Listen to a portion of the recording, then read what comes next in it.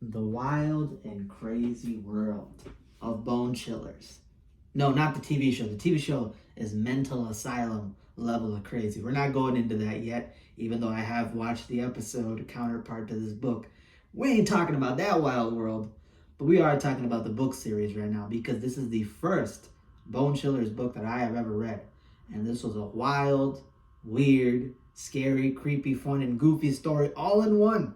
A giant, broad portfolio all in one read. So this is a fun one. I definitely want to talk about it. And off rip, I'm going to recommend you read this because it's like a roller coaster. You're going to have the time of your life as long as you give in to the absurdity. And there's a big revelation behind reading this book, which is the fact that this is just an average day in Florida. Shit.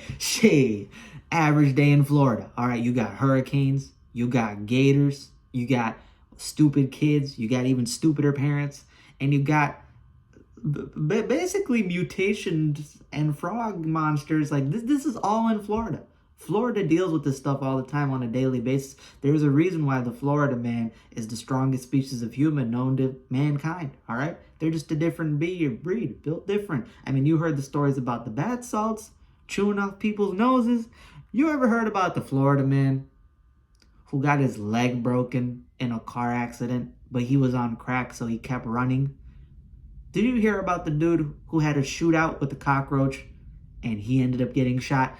This is Florida, people. This is what we're talking about. And Teacher Creature is a fun kids horror, basically version of that. And I had a fun time reading it. The main thing I do got to say, though, is that this book does feel like two different stories in one. The first half of this book is very much a different tonal atmosphere and setup change to the second half. And you'll end up basically enjoying either half depending on your own taste and what you like. So for me, the first half I enjoyed more because it's a lot creepier, a lot more intense, a lot more dark, a lot more kind of, not brutal, but really damn scary and disturbing. And then the second half becomes more goofy, more wild, and more zany. It has some good moments in there, but it kind of diminishes the score quite a bit. Not drastically. This is still a good read, but I felt like if they would have went through with the first half into the second half and just made it into a complete story, this probably would have been one of the scariest kids horror books that I read. So yeah, let's get into Bone Chillers. Teacher Creature. That's right. I read a few creature teacher type of books. Obviously, I read Creature Teacher from Goosebumps. I read Substitute Teacher from Spine Tinglers. So this is my third type of book in that. And man, a wild one. A wild roller coaster. So what's the plot synopsis about without giving too much away? And I mean not too much away. I'm not going to spoil every page and paragraph of the book. Shout out to my homie Goosebumps completionist. So this book is basically about these two kids named Joe and Nathan, or Joey and Nathan, I think. Joey and Nate. I'm sorry, man. It's kids horror. It's hard to keep track of all these people's names. Joey and Nate, I think, is their names. And they're basically these two kids who are kind of like daredevils. They're always daring each other to prove who's the bravest, doing stupid and wild stuff to kind of show that, who's the more macho man, who's the more brave. We're not scared of anything, even if in reality they are probably scared. And basically what ends up happening is that in class, a teacher is describing that there's going to be this huge hurricane that's coming into their neighborhood. They live by the Everglades, so it could be a problem. Creatures may get washed up. Wildlife may end up. There's going to be flooding, obviously storms, rain, wind, destruction, all that stuff that unfortunately comes with hurricanes. And what do these two kids decide to do? Well, they decide to do a giant dare.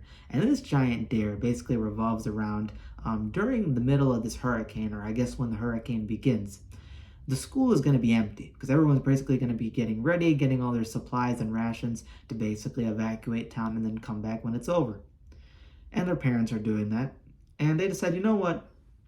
Let's break into this abandoned school and camp out there until the storm really starts to pick up and before our parents evacuate. And we'll see who's the bravest. We'll see if either of us chicken out, and we'll see who can survive the longest in this hurricane, in this creepy, dingy-ass school. And yeah, that's the story beginning to this, the plot setup. And as they decide to do it, they prepare everything and they go to the school to break in. The wind is picking up, the rain is picking up, people are already driving out in truckloads.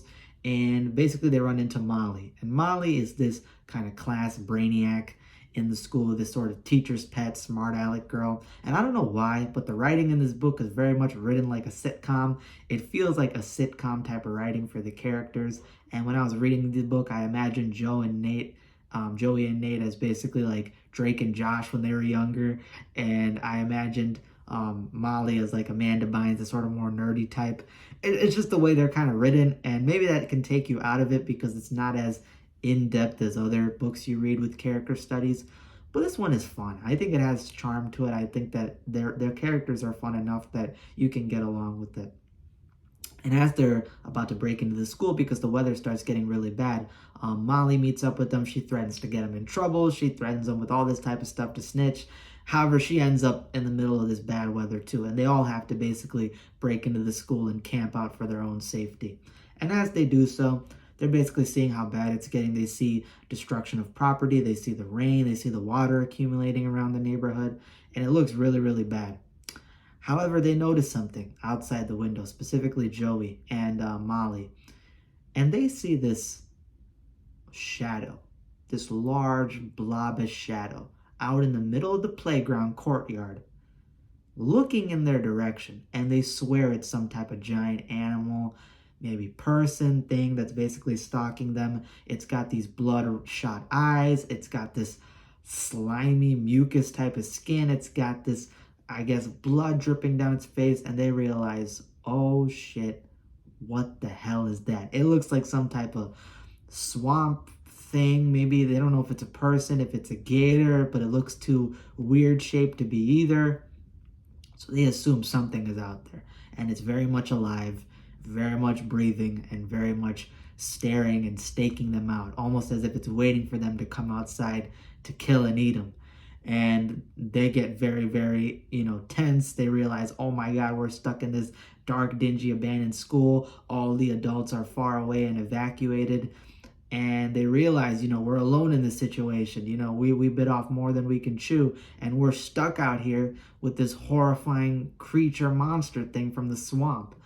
And eventually they start getting into real trouble because this thing may or may not break into the school, try hunting them down and killing them, and now they have to get out of the situation. Not only are they stuck in an abandoned school, but then they have to evacuate and get out back to safety, either at one of their homes, preferably Joey's home, to see if their parents are there.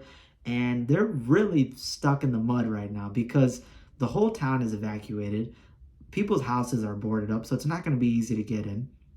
And because of the hurricane, not only is the streets covered in water, but there's bad wind, there's property destruction, there's the potential, the fact that they live by the Everglades.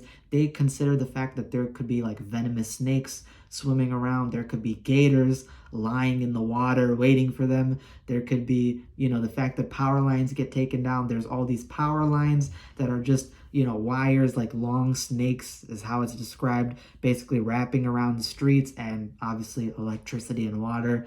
They're basically in a lot of danger. They're in a lot of shit, and they have to basically get out of this terrible situation and hope that all these obstacles don't get in their way, so that way they don't get picked off and killed by whatever this thing is.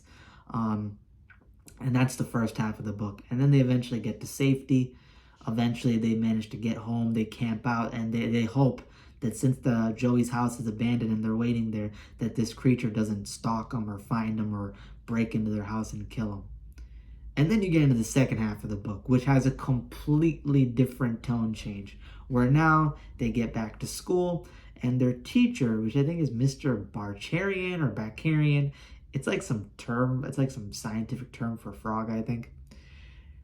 I think that's the substitute teacher's name. I'm sorry, with kids horror, I got bad memory. But I think that their original teacher is now out. He's due to some sickness or some emergency happened, and he can no longer attend school. So they basically get a substitute teacher, who I think is named Mr. Barkarian or something like that. And when they see Mr. Barkarian, he's very odd. It's this dude who's very wide. He's got these bulging eyes. He's got this warty skin. And he's always like licking his lips, and he's got this very deep, raspy voice. And they're very much sort of turned off by this guy, but the rest of the kids sort of adjust and figure out, he's kind of weird, but, he promises to take us out on a field trip on the Everglades to study how things look after the hurricane. And, Joey is apprehensive, though. Joey is thinking, why is this guy so strange? He swears that, he's doing some weird behavior like staring at flies, and he swears that this dude shot out his tongue and grabbed a fly. And then he starts trying to piece things together and realizes maybe what was stalking us during that hurricane may or may not be related to our new substitute teacher. And it gets into this whole thing about the field trip, him trying to figure out, is there something more than going on? The whole you gotta believe me shtick going on in the later half of the book, which I'm not really a fan of.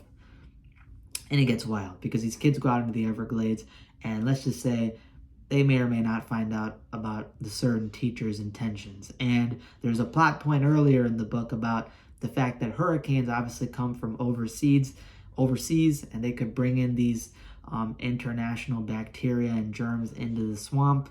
And since it mixes with native life, it can create mutations. Stuff like that. It gets very, very wild.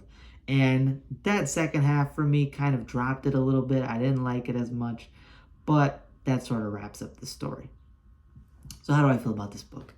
Overall, I'd give it a 7.6 out of 10. This is a good book. I recommend you read it, but mostly that comes from the first half. The first half is so damn scary, so intense. It's got all this horrifying crap in it about hurricanes, the idea of being picked off by a monster, being hunted down, stalked, home invasion, and all this creepy stuff, even involving like the idea of gators, lying in wait for you, venomous snakes lying in wait for you, power lines potentially electrocuting you to death, and being stuck in this abandoned school the whole time. And it's just a wild story premise, but it's so dark, so disturbing, so scary. And again, it felt like a type of creature feature slasher that I am 100% down for in a kid's horror book. And then the second half became more goofy. It dealt with the you gotta believe me, the whole investigating a teacher, Scooby-Doo mystery, trying to unravel people's plans, that kind of thing.